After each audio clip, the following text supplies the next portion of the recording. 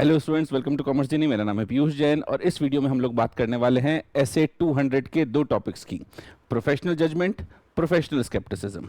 क्या होता है प्रोफेशनल जजमेंट? देखिए, पैराग्राफ नंबर 7 एसए 200 में लिखा हुआ है कि ऑडिटर को ऑडिट करने के दौरान it is required from the auditor कि वो attitude of professional scepticism maintain करे और प्रोफेशनल जजमेंट एक्सरसाइज करे।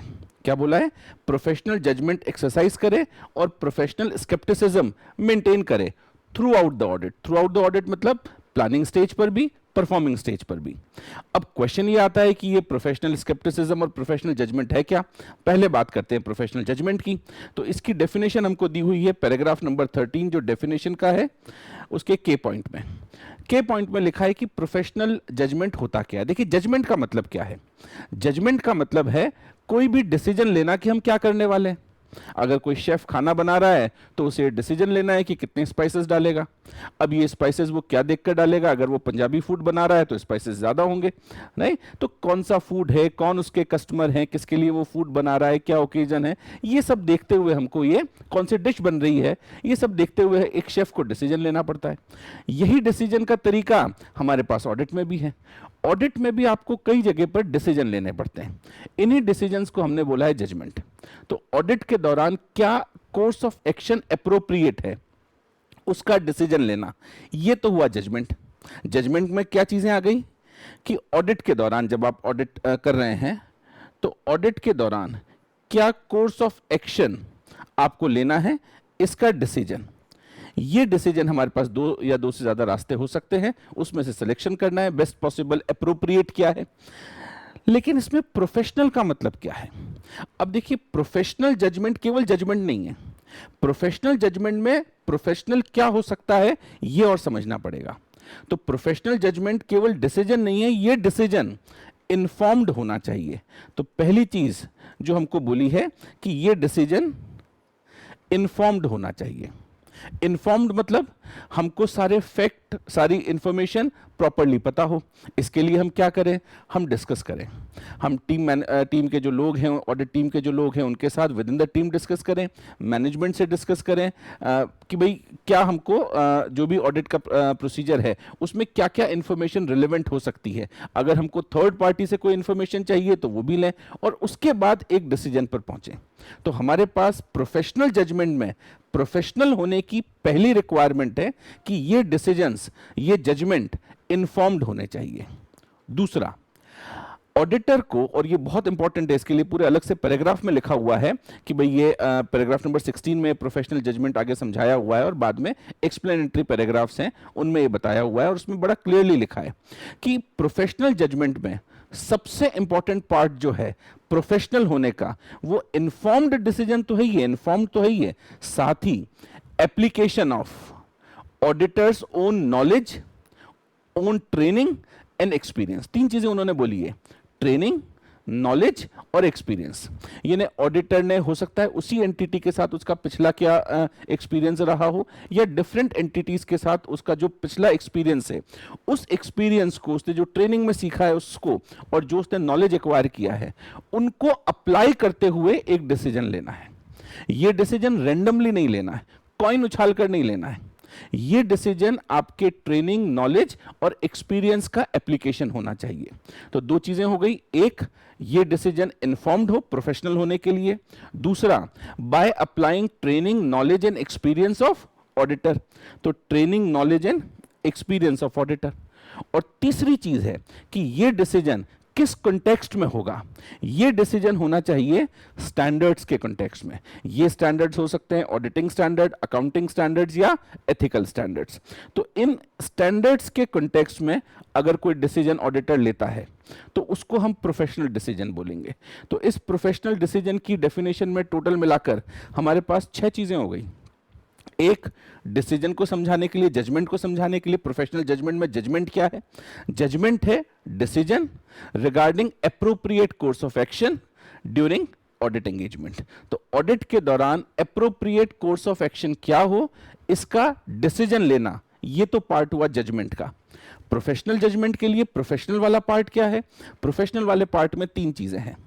एक, ये डिसीजन इन्फॉर्म्ड हो पहली चीज। दूसरा, इस डिसीजन को लेते वक्त ऑडिटर अपनी ट्रेनिंग, नॉलेज और एक्सपीरियंस अप्लाई करे। और तीसरा, ये किस कॉन्टेक्स्ट में हो, ये कॉन्टेक्स्ट है हमारे पास स्टैंडर्ड्स का, ऑडिटिंग के स्टैंडर्ड्स, अकाउंटिंग के स्टैंडर्ड्स और एथिकल स्टैंडर्ड्स। इन सबको मिलाकर जो डेफिनेशन बनी है वो पैराग्राफ नंबर 16 में आपको दी हुई है। उन्होंने बोला है पैराग्राफ नंबर 16 में कि भाई प्रोफेशनल जजमेंट की डेफिनेशन। अब आपको अगर ये कॉन्सेप्ट समझ में आया है तो डेफिनेशन भी जल्दी से याद हो जाएगी।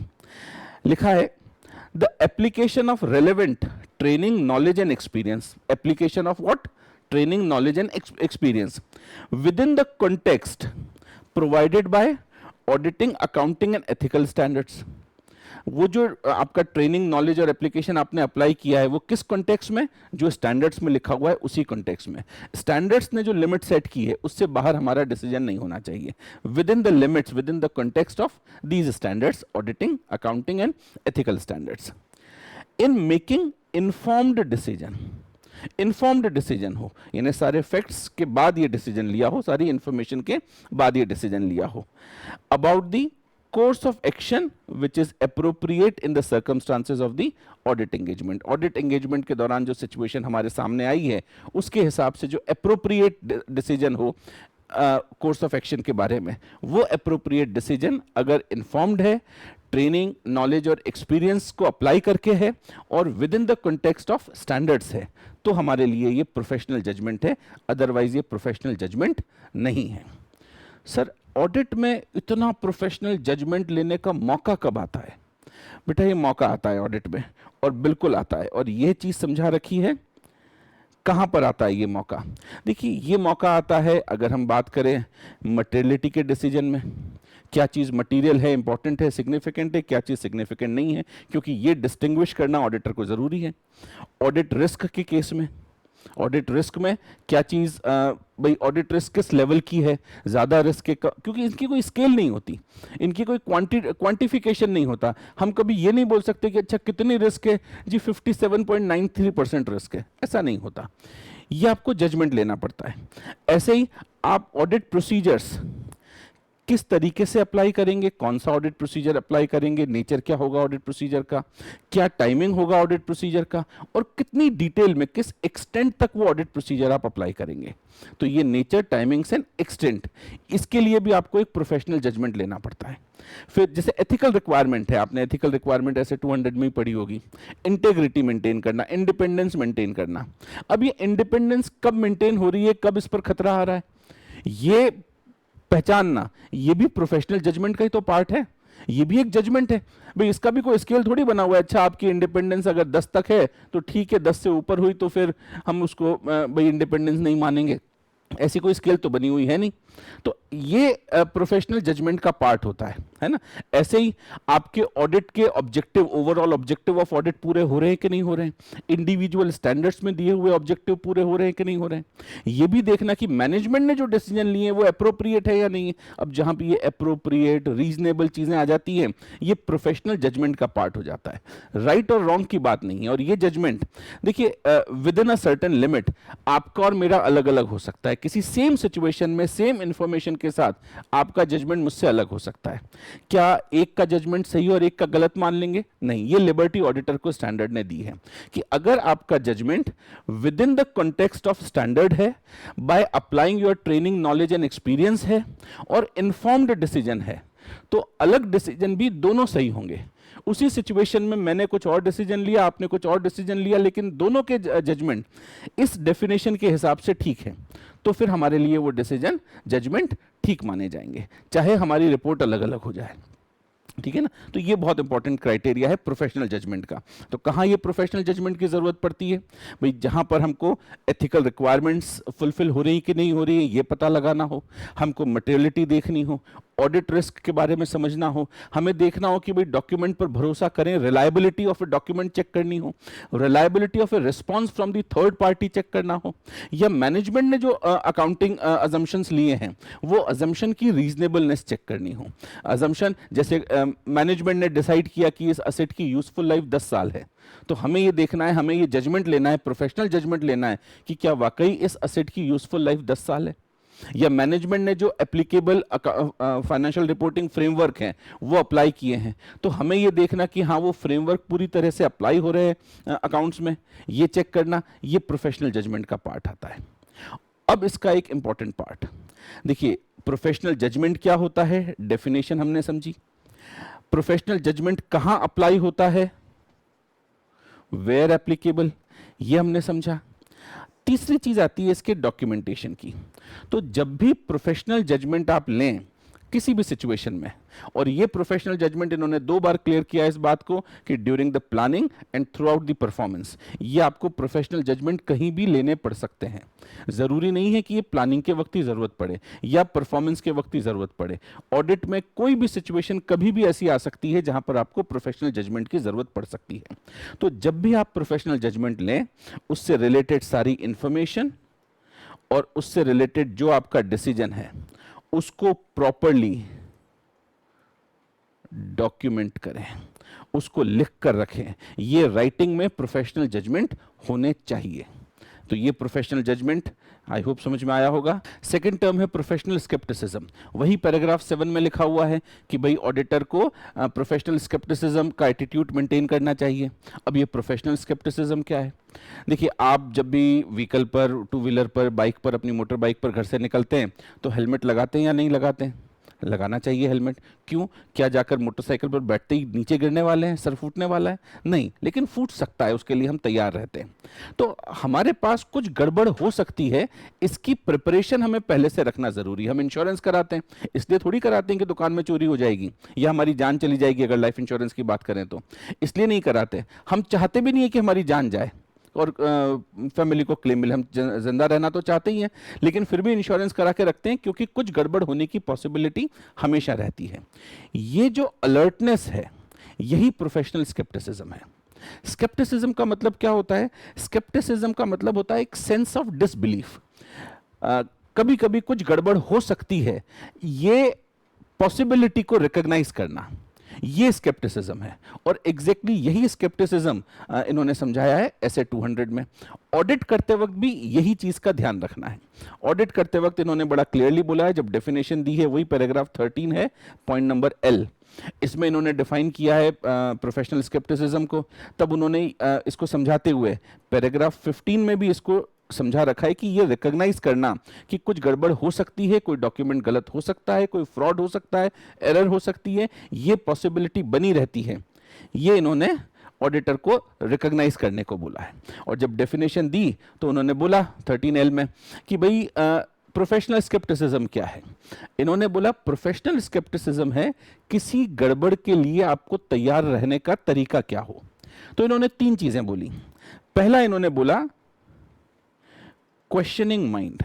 जब आपके सामने कोई भी सिचुएशन आती है तो आपके दिमाग में सवाल उठने चाहिए। आपके पास एक व्हाट्सएप फॉरवर्ड आता है कि भाई आज बहुत बारिश होने वाली है, तो पहला ख्याल आपके दिमाग में क्या आना चाहिए?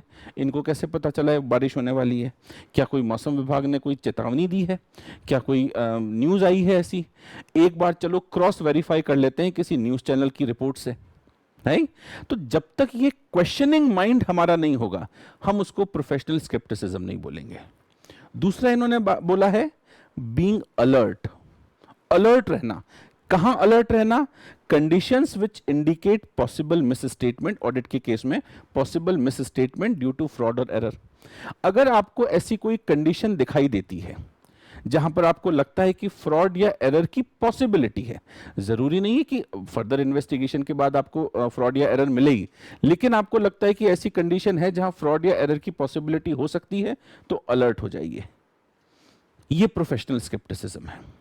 और तीसरा, critical assessment of audit evidence, यानी जो ऑडिट में आपने एविडेंस इकट्ठे किए हैं वो एविडेंस का critical, serious, sincere, detail assessment.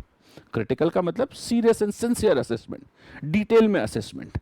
Detail का मतलब उतना नहीं कि हम इन्वेस्टिगेशन करने लग जाए, लेकिन डिटेल असेसमेंट। ये हमारे पास प्रोफेशनल स्केप्टिसिज्म है। तो प्रोफेशनल स्केप्टिसिज्म में कितनी चीजें हैं? एक, आपका क्वेश्चनिंग माइंड होना चाहिए। हर चीज को फेस वैल्यू पर सही मान लेना या किसी भी चीज को फेस वैल्यू पर गलत मान लेना, दोनों ही चीजें प्रोफेशनल स्केप्टिसिज्म नहीं है। ना तो आप ये सोच सकते हैं कि हर चीज सही होगी, ना आप ये माने हर चीज पर डाउट करें कि मैनेजमेंट भी गलत, डॉक्यूमेंट भी गलत, थर्ड पार्टी भी गलत, सब मिलकर हमको धोखा दे रहे हैं। ये तरीका भी ठीक नहीं है। ये बीच का रास्ता है प्रोफेशनल स्केप्टिसिज्म। तो आप तैयार रहिए कि चीजें गलत हो सकती है, लेकिन अगर डिटेल चेकिंग के बाद आपको लगता है कि there is no reason to believe कि कोई फ्रॉड है या कोई गलती है, तो आप उसको सही मान सकते हैं। ठीक है, तो क्वेश्चनिंग माइंड। दूसरा, being alert to the condition which indicate a possibility of fraud. Misstatement की कहीं पॉसिबिलिटी नजर आए, ऐसी कोई कंडीशन हो तो वहां पर अलर्ट रहें। सर ऐसी क्या कंडीशन हो सकती है जहां पर हमें ऐसा लगे कि फ्रॉड हो सकता है? बिल्कुल बेटा, ये आपको स्टैंडर्ड में दिया हुआ है। आपको कहां अलर्ट रहना है? अलर्ट रहना है जहां पर इंफॉर्मेशन कॉन्ट्राडिक्टरी हो। कॉन्ट्राडिक्टरी मतलब आपस में मैच नहीं कर रही है। एक डॉक्यूमेंट में कुछ और लिखा हुआ है, दूसरे डॉक्यूमेंट में कुछ और लिखा हुआ है।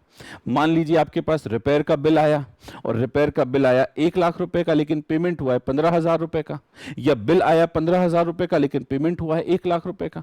अब ये इंफॉर्मेशन कॉन्ट्राडिक्टरी इंफॉर्मेशन है। अब ये दो अलग अलग सोर्स से आपने इंफॉर्मेशन पता लगाई और दोनों आपस में मैच नहीं हो रही, तो आपको क्या करना चाहिए? ये वो कंडीशन है जहां पर आपको लगना चाहिए कि yes there is a possibility. हम ये नहीं बोल रहे कि फ्रॉड होगा finally, but there is a possibility of misstatement, right.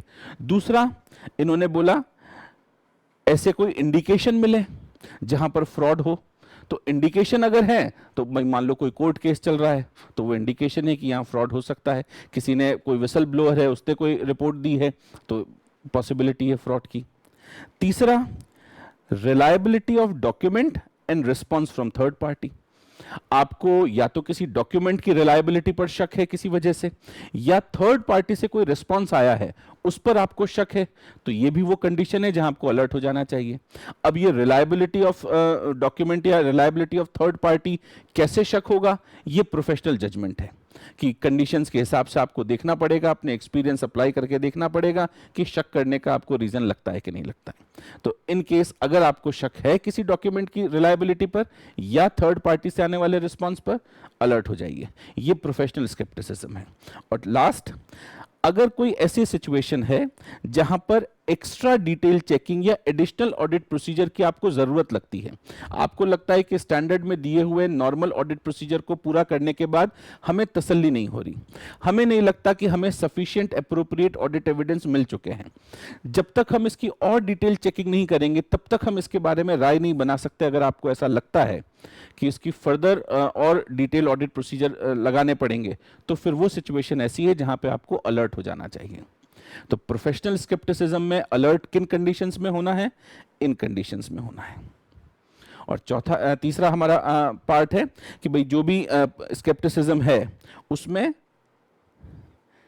Critical assessment हमको करना है। और क्रिटिकल असेसमेंट, इसका मतलब है डिटेल असेसमेंट। सर इस स्केप्टिसिज्म के एटीट्यूड से फायदा क्या होता है? ये तो हमको समझ में आ गया कि स्केप्टिसिज्म क्या है।